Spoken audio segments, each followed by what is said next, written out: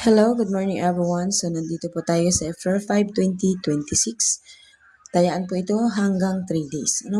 So kahit po araw-araw po yung sumada natin, so tatayaan pa rin po kahit maliit lang ang taya, at least po makahanggang 3 days po ang sumada na inyo pong tatayaan. So wag pong iiwanan agad-agad, okay? So tatayaan po, siguraduhin pong tatayaan. Hindi po iiwanan. Kasi po lumalabas po ang numero kapag wala ng taya.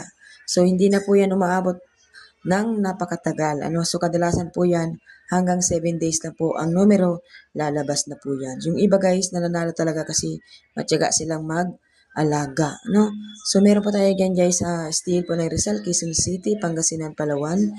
So dito po sa kabila, ayan, nandito po tayo sa kabila ng Camarines Sur, Aurora, Benguet.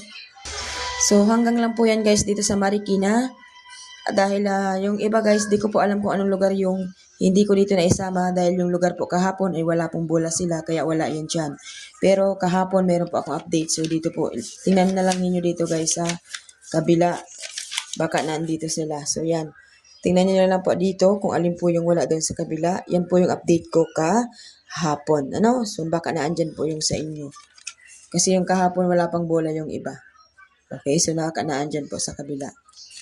So, yan lang guys. Ayan, so kompleto naman yan out of 52 nation ata kasi walang bola ngayon ng Ilocos Sur. Wala pa rin pong bola ang Laguna. So, good luck everyone. Please like and share.